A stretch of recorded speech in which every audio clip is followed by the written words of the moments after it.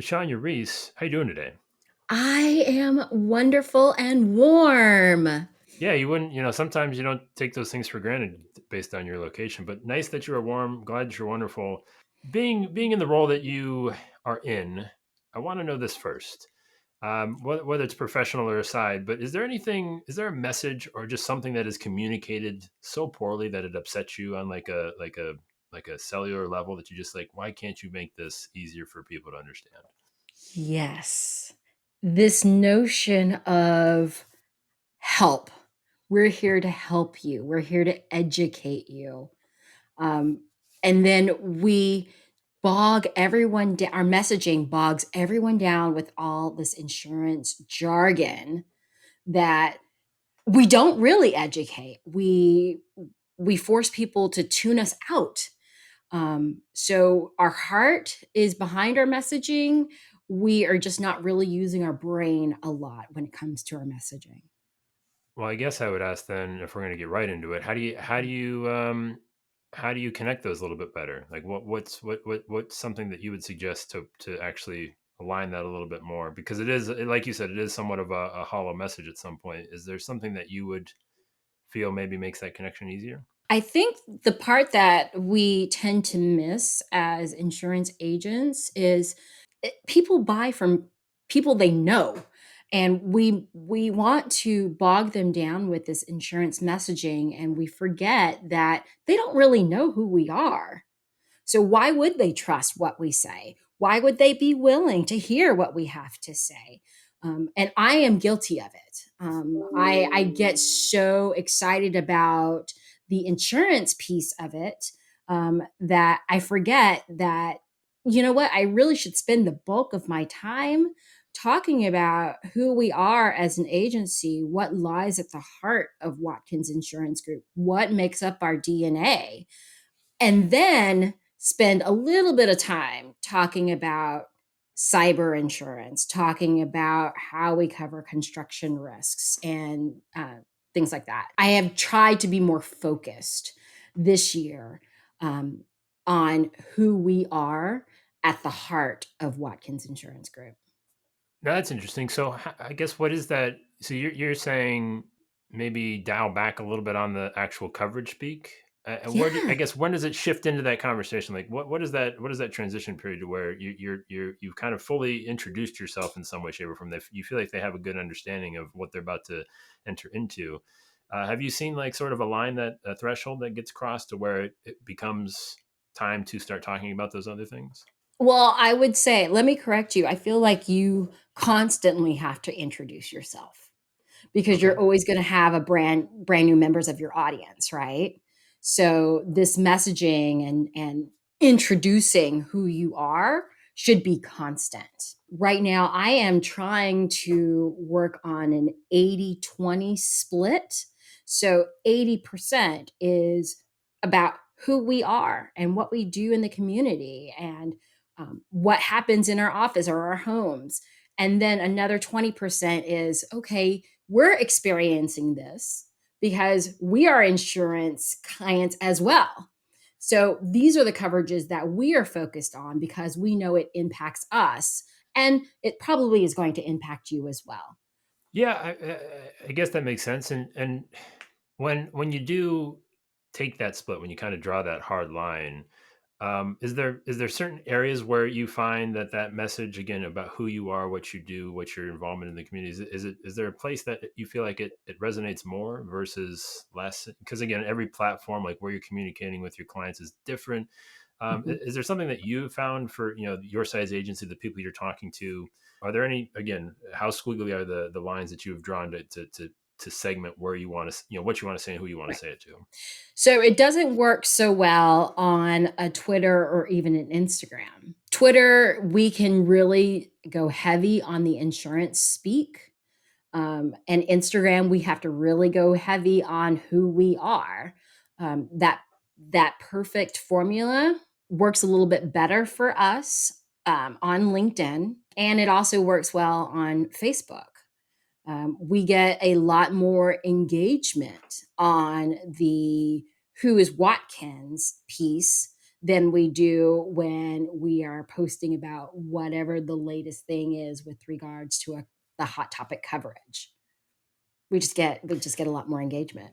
Yeah, and correct me if I'm wrong. I believe the agency focuses across the board, personal lines, commercial lines stuff. But I mean, is there again, considering your audience, and this, I guess, kind of talking about, really thinking about who you're talking to, right? And Right. those messages aren't the same to each client. And have you No. found it easier, harder? Like, where do you like to play in terms of like the sweet spot of talking to people that impact the bottom line in a significant way? What is that home run sort of person you're trying to talk to? So our demographic, like as you said, is kind of really across the board. Because we do have multiple lines that we service in our agency. On Facebook, we are really talking more to the personal lines client. So I'm tailoring the message for that. So what I post on Facebook, you're not going to probably see on our LinkedIn page because we are targeting businesses on our LinkedIn page. We can take some of the same information and just reformat it for both audiences. With regards to Twitter, I tend to put what I put on Twitter is translatable on LinkedIn, believe it or not, because we tend to be a little bit more jargon heavy on those pages. So it really depends on the format. The equalizer here is YouTube because I feel like the more time that we spend in with video, it's going to be easier for us as an agency to take one long form piece and chop it up so that we can use that content regardless of the platform. We're just going to take a segment here and it works on Facebook. We'll take another segment there and that will work on LinkedIn. So yeah, you're kind of talking about the holy grail in some sorts. How's that going for you? We're working on it. We are working on it. It feels like it has been a multi-year project, and it has been. It's been over a year since I put myself through my 30-day video challenge, where I forced myself to record a video every day, all insurance related. I'm tempted to do it again because I feel that my skill set is a little stronger. Also, I can't lose sight of the fact that YouTube is the second largest search engine out there. So if we're not putting video out on YouTube, we're not putting good content out on YouTube, we're really missing the boat and shutting the door on some prospects. Sean, you're never going to hear me argue against YouTube. I definitely perked up a little bit when I heard that. So, so let me ask this, because I mean it's a good size agency, right? In terms Yeah. of like people that you got there, number of staff. What's the I guess the thing we haven't had a chance to talk about in a while is what is your sort of, we'll say, department look like? Because last time it was sort of a one man show. How are we going in that area? What are we dealing with in terms of resources and overall processes? It is still a one-man show. Okay. But I am, now that I've been in the role for a while, I feel like I am working smarter than I was in the past. I feel like I am able to embrace a lot more technology that makes my job a little easier. I'm not posting onto native apps or platforms anymore. I can use a tool like a Hootsuite and sit down for half a day and get 2 weeks plotted out and scheduled out and not have to think about it unless something major happens in the world that I have to then take a look at what content we've got scheduled. Now, my members of the agency are really starting to embrace the idea of video, and that's exciting to me because really and truthfully, I shouldn't be the face of our agency because while I am a licensed agent, I don't have a book of business and I am not trying to build my personal book of business. Our producers are, our insurance advisors are. So I'm so excited that because we are not necessarily all working out of the same office. Key members of our agency are really trying to embrace video and are excited about planning their own personal series so that they could speak to whoever their prospects are and build their pipeline by video. Love it. So, I mean, is it just maybe sort of, I guess, well, let's just ask a simple question. Yeah. What really got them interested? What was the catalyst? What really said, like, oh, was there something that you noticed that triggered everybody's interest to actually get in front of the camera? I would say, like a lot of agencies, COVID forced some changes in mindsets. We are very comfortable with traditional marketing methods, they work for us. But when part of that was taken away, we had to challenge ourselves to pivot. Do we just say, well, I can't do these in person meetings, so I'm not going to do any meetings? Or am I going to figure out a way to work within what is our new normal?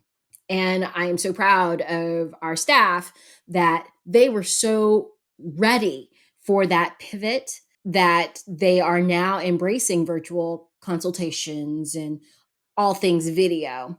The other part of that is we were lucky enough to hire new staff in 2021. I can't remember the number. It's somewhere between 10 and 15 people that we were able to bring into the agency in 2021. And with fresh energy and new eyes comes new ideas. And it's these new people who are like saying, well, I would like to try video. I mean, I'm starting out brand new. What do I have to lose? Yeah, nothing definitely urges them along, like when they see somebody else sort of kind of step up, ultimately, Yeah. see some success. What I'm interested in, what kind of conversations are you having with those different, business leaders in the agency? Like, what are they wanting to focus their messages on? How do they want to communicate? What are you sort of, kind of giving back to them in terms of saying, well, listen, yeah, that's great, but maybe we should take this approach. I mean, because that's a little bit of a delicate dance. What are those Yeah, conversations? absolutely. Absolutely. Because what I don't want to do is discourage someone from doing what doing something they're comfortable with. And if that's, we don't really do direct mailers in our office, but we had a new producer come in and he would like to do direct mailers. And that's fine. So what we'll do is we won't do your traditional postcards. We'll do something a little bit nicer than that. What I don't want to do is make someone feel forced into embracing new technologies and new ideas. So if someone comes to me and asks me, hey, I would like to reach out to this group of people, we're going to sit down and here are all our options and let me rank them for you. And let me explain to you what the advantage is, and let me explain to you where our engagement lies, and let me explain how the content that you create today, if it's on video, that can be evergreen content. A direct mailer goes out once, you do your call out after that, and that person may have already thrown it in the trash. Whereas any video content that we can create, we can constantly push that out and reinforce your message. Yeah, I would imagine that has to open up some eyes. I guess, have you seen something really sort of start to take off? I mean, you said it's been a process for about the last year. Have you discovered sort of anything that leads you to start wanting to repeat? Not yet. However, I am working with two people that I'm incredibly excited about. One of our producers has even gone so far as to map out the series of videos he wants to shoot. So we are getting ready to get him moving, and we've got probably a year's worth of content for him. We have a claims advocate in our office, and he reached out and he wants to shoot a series of videos on how to prepare your home for a storm. We had a lot of questions about, well, how do I turn off a water main to keep my pipes from freezing? And we don't have the content. So we had to start sharing other people's content. And I don't want to do that. We should be able to shoot a quick little 3-minute video and be able to share that and have it again be evergreen content. Yeah, I would have thought that would have been a little self-explanatory until I found out that a lot of water mains in Texas are buried underground, Yes, apparently. they So I don't know are. what you guys are doing down there, but maybe not preparing for frigid weather. But yeah, it's something to consider: zoning, building, planning. But Yeah, I didn't even know I mean, that's. where ours is. So I mean, I guess you probably would never have any reason to, but I mean, so yeah, that's definitely interesting. I guess what are you seeing? Let's go this way. Mhm. What are you seeing across the industry then that maybe is something that you're trying to get to that you feel something of your agency should sort of maybe be looking to adopt? Is there something that maybe you aren't quite? We've talked a lot about what you've implemented, where you're trying to go. Is there something that is sort of next on the horizon that you're seeing out there in the industry that you think your agency, given its size and sort of where you specialize in, that you need to be sort of taking advantage of? Sure. We really have not done a good job at automated marketing. So, drip campaigns and what have you. So, that is on my to do list for this year. Also, we've really shied away from consumer surveys. Another one of my goals for this year is we are actually going to be implementing an NPS program, and it's going to be something that's agency wide. All very solid things. If you had to give, I guess, somebody in an agency, whether it's similar size or not, just your experience of being that one man show, serving a lot of different needs, or if it's an agency owner that again is sort of that band leader right now, Mhm. uh, how do you balance that? Keep everybody happy at the same time, still sort of keeping that consistent message and really again focusing on what works and what drives results. It may sound like a cliche, but the building of relationships is so important. If I tried to go in like a bulldozer with my ideas, nothing would get implemented. Absolutely nothing. People are just going to dig in and not be willing to change. If you are a agency owner, you're just starting out, I would say don't try to post on every platform that is out there. It's going to drive you crazy. If you have a heavy commercial lines book, then focus on LinkedIn. And with LinkedIn, if you're spending 15 minutes a day, you're solid. Carve out 15 minutes to do a post, carve out 15 minutes to connect and relationship build with the people who are following you and that you follow.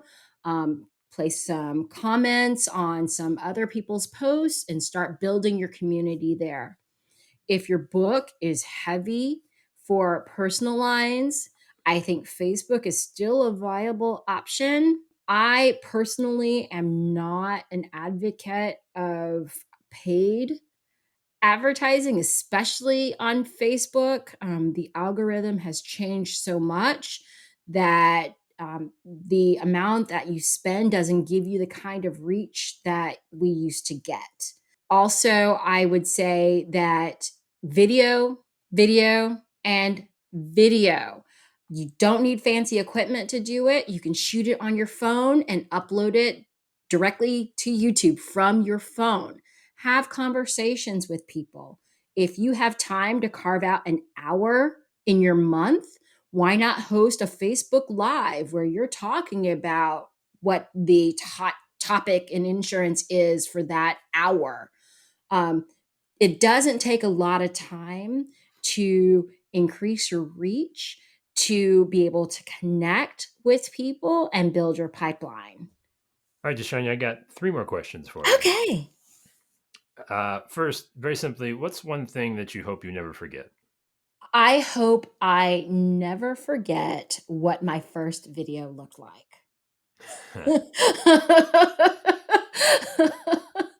I can tell you what, wow, that's a benchmark that was real low. I can tell you that right now. I also hope that I never forget that at my core, I am a licensed insurance agent with a CIC.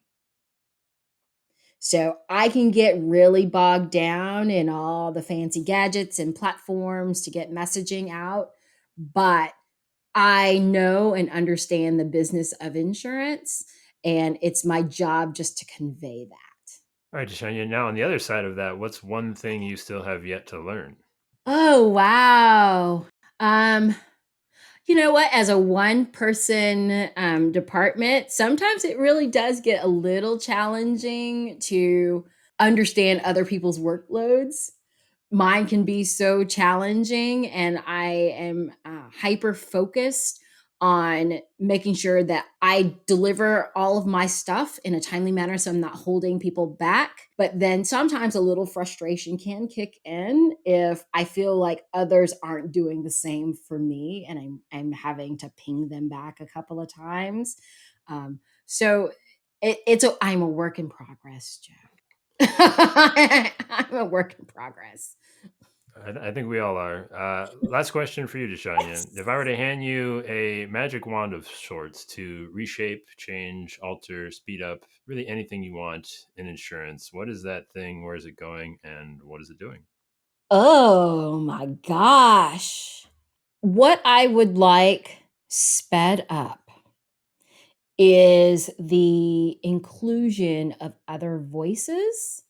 I think we tend to um, always have the same people speaking at events, and we have the same people whose content gets shared. And there are so many people out there who are creating this just amazing content out there. And because they aren't part of the cool group on Twitter, and because their agency is rural and smaller, that they aren't getting amplified. I'm part of that problem. I have tried to make an effort now on LinkedIn and on Twitter to make sure that I'm following agents and agencies that are in Texas, are significant, that are smaller than Watkins, and that may not, that may be sharing their message in a different way that I find incredibly interesting. So let's amplify some other voices. There's nothing wrong with saying, you know what, I'm going to step back. I've done enough, but here's someone that you should reach out and talk to who's doing amazing things. I think they should be put on the stage.